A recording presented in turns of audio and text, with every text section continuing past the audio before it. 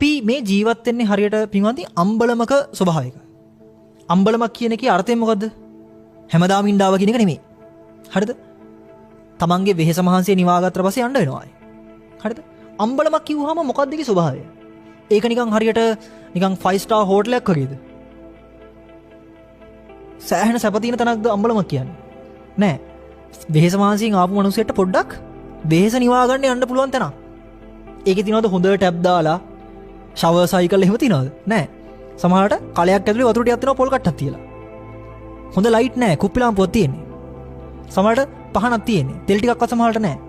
අම්බලමේ ස්වභාවය තියෙනව නේද? අපි ඉන්න ලෝකෙත් අම්බලම වගේ තමයි. ඒතර මනුස්සකම තියෙනවා කියන්නේ මොකද්ද?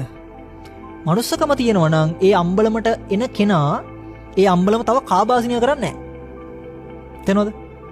තියෙන වලන් ටික පොළවේ ගහලා වතුර ටික තමන්ම බීලා ඒ කලෙත් බිම ගහලා අර තින තෙල් ටිකත් උස්සගෙන මල්ලේ දාගෙන යන්නේ නැහැ. ඒ මනුස්සයා දන්නවා නම් මේක අම්බලමක් කියලා. එයා ස්වභාවයෙන් මොකද කරන්නේ? තමන් ළඟ තියෙන ටිකත් පොඩ්ඩක් අතෑරලා යනවා. තමන්ට පුළුවන් නම් එතන තව පුටුවක් ගෙනලා තියන්න ගෙනලා තියෙනවා. තමන්ට පුළුවන් නම් තව වතුර බොණ්ඩ කලයක් ගෙනලා තියන්න තියෙනවා. පොල් කට්ට වෙනකොට කෝපයක් තියන්න තියෙනවා. වහලේ තියෙන්නේ පිදුරු නම් වහලේ තියෙන්නේ පොල් අතු නම් ඒ ටික අයින් කරලා සීට් ටිකක් දානවා. ඒ කරන්නේ ඇයි?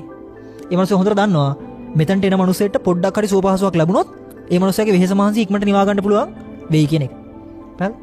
මම නොකිය උපමාවෙන් කිව්වේ අපි ජීවත් වෙනකොට අපිට කරන්න තියෙන සුළු හෝ සේවයක් තියෙනවා නම් සමාජයට. සුළු හෝ සේවයක් තියෙනවා නම් කෙනෙක්ට ඒක කළ යුතු වෙන ඔබරිහෙලා. ඒකට කියන්නේ බෝධිසත්ව චර්යාව කියලා. හරිද?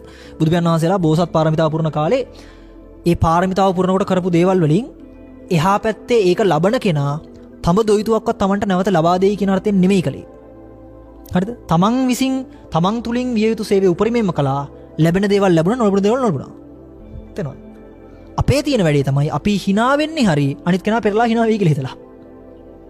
එහෙම ලෝකෙ වෙන්නේ නැහැ. හරිද? මොකද හැමෝටම මනුස්සකම නැහැ. ඒතකොට මනුස්සකම තියෙන මිනිස්සු අනිත් මිනිස්සු මැත්තේ නැහිලා වැඩක් නැහැ. හරිද? තමන්ට කළ යුතු දේ තමන්ට කළ හැකි දේ උපරිමයෙන් කරලා තමන්ගේ මාර්ගය හදා ගැනීම තමයි අවධානය දිය යුතු තැන.